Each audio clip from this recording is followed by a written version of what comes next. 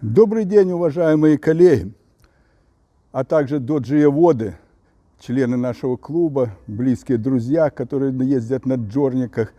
Сегодня хочу сделать короткое видео и рассказать об одной проблеме, которую я, в принципе, решил случайно. Но она, в общем-то, типичная для доджа джорник. Это скрипы в передней подвеске. Значит, в этом видео я вам покажу, как и где проверить, в каких случаях проявляются эти противные скрипы, которые действуют на нервы. Мой друг по джорникам Сергей, тот даже уже заказал практически все сайлентблоки стабилизатора и хотел их менять.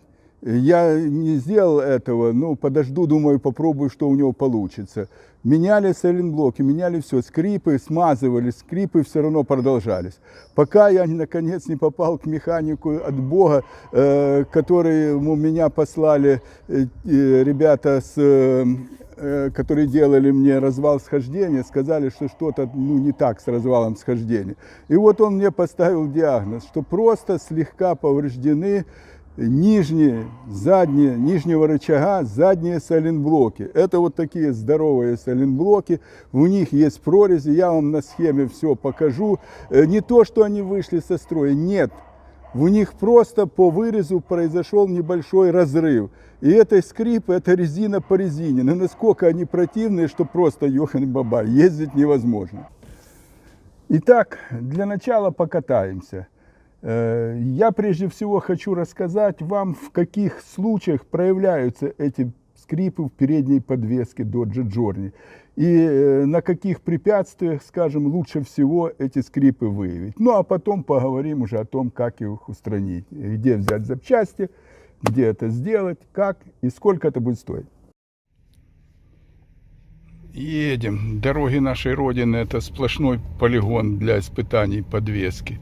Номер один испытания как раз проверить скрипы в передней подвеске – это лежачие полицейские, которых у нас сотни, кто хочет и где хочет их ставить, и опа-на!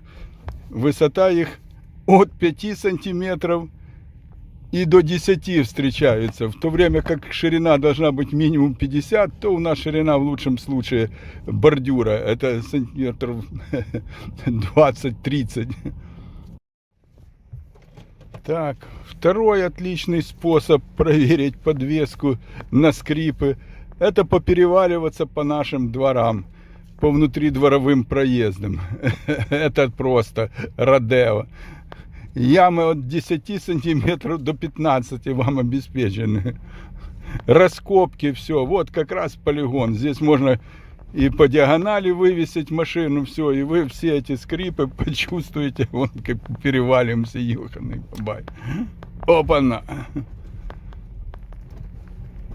Если у вас в подвеске после вот такой проверки вы явно чувствуете непонятные скрипы, то очень большая вероятность, что это задние сайлентблоки нижних рычагов. Ну вот мы покатались. Скрипы есть, мы их выявили. Теперь нужно, для того, чтобы окончательно убедиться в причине, поехать на нормальное СТО к нормальным нерукожопым людям и поднять машину на подъемник, снять передние колеса и осмотреть задние сайлентблоки нижнего рычага. Если они чувствуются, что уже скрипят при, так сказать, шатании, то причина, естественно, в них, и их нужно заменить. Хотя, с точки зрения, так сказать, их эксплуатации, если вас не раздражают эти скрипы, то вы можете ездить долго и еще, так сказать, благополучно. Но лучше менять. Стоимость замены не столь уже велика. Фирма МОК, скажем, стоят эти два сайлентблока 1500 гривен, по 750 каждый. Притом они по отношению к тому, что есть, которые стоят у вас, если у вас настройка будет подвески Perfect, например, будут иметь прорези более мелкие, меньше будут эти прорези, то есть они будут более жестче, усиленные. Это говорит о том, что ваша подвеска будет более упругой, но, наверное, будет дольше служить, потому что меньше вероятность, что произойдет разрыв. Но это кто как любит. Можете выбирать, какие вы купите себе сайлентблоки и как вы, так сказать, желаете ездить. Или безопасно, но менее чуть-чуть комфортно, или, так сказать, более комфортно, но при этом, так сказать, вас будет чуть-чуть больше раскачивать на наших, как говорится, классных, в кавычках, дорогах. Теперь еще хочу что сказать. Вот вам я видео покажу, и вы видите, что на схеме крайслеровского каталога нет отдельной запчасти сайлентблок заднего рычага. Считается, что нужно менять весь нижний рычаг в сборе с сайлентблоками. Но передний сайлентблок практически не выходит со строя. И разумные люди, фирмы, которые занимаются запчастями для Крайслера, естественно, этот сайлентблок сделали. Ссылку я вам дам внизу под этим видео. Вы его благополучно купите на Автопро и никаких проблем. Стоимость ремонта с заменой 200, ну 2200 от силы, так сказать, зависит от того, какую вы купите запчасть и на каком СТО вы будете делать.